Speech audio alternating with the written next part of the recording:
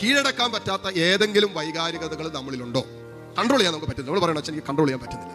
ഭയങ്കര ദേഷ്യം, ഭയങ്കര വാശി, പൊട്ടിത്തെറിക്കുക, പിടിവാശി സ്വഭാവം, ആരെ ഉൾക്കൊള്ളില്ല, ആരെ അംഗീകരിക്കില്ല, ആരെ സ്നേഹിക്കാൻ പറ്റില്ല, എടുത്തു ചാടുക, അഹങ്കാരം, അങ്ങനെ എന്തെങ്കിലുമൊക്കെ നമ്മളിലുണ്ടെങ്കിൽ ഒരു തിന്മ നമ്മുടെ മേൽ നിലയുറപ്പിച്ചിട്ടുണ്ട്. പാപം ചെയ്യുന്നവൻ പാപത്തിന്റെ അടിമയാണ് എന്ന് യോഹന്നാൻ ശ്ലീഹ 8-ാം അധ്യായത്തിൽ എഴുതി വെച്ചിട്ടുണ്ട്. കാരണം അതിന്റെ പിന്നിലുള്ള പൈശാചിക ശക്തി ആ വ്യക്തിയെ അടിമയാക്കി മാറ്റും. നിരന്തരമായിട്ട് ഏതെങ്കിലും ഒരു പാപത്തോട് നമ്മൾ പ്രത്യുത്തരിക്കുമ്പോൾ, എസ് എസ് എസ് എന്ന് പറഞ്ഞുകൊണ്ടിരിക്കുമ്പോൾ ആ പാപത്തിന് സംഭവിക്കുന്നതിന് ആ എല്ലാ പാപത്തിനും പ്രേരണ തരുന്ന ഒരു തിന്മയുണ്ട്. ആ തിന്മ നമ്മുടെ മേൽ അധികാരമെടുക്കും, കൺട്രോൾ ചെയ്യാത്തതാണ്.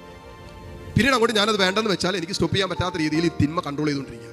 അപ്പോൾ കീഴടക്കാൻ പറ്റാത്ത ഏതെങ്കിലുമൊക്കെ പ്രലോഭനങ്ങളോ അല്ലെങ്കിൽ കീഴടക്കാൻ പറ്റാത്ത ഏതെങ്കിലുമൊക്കെ വൈകാരികതകളൊക്കെ നിയന്ത്രിക്കാൻ പറ്റാത്തതുണ്ടെങ്കിൽ, അല്ലെങ്കിൽ വിട്ടുമാറാത്ത ദുശീലങ്ങളൊക്കെ നമ്മുടെ ജീവിതത്തിലുണ്ടെങ്കിൽ അതിൻ്റെ പിന്നിൽ തിന്മ അധികാരം എടുത്തിട്ടുണ്ട്. ഒരു വിടുതൽ ശുശ്രൂഷ ആവശ്യമാണ്, ഒരു ഡെലിവറൻസ് ആ വിഷയത്തിൻ്റെ മേൽ ആവശ്യമാണ്.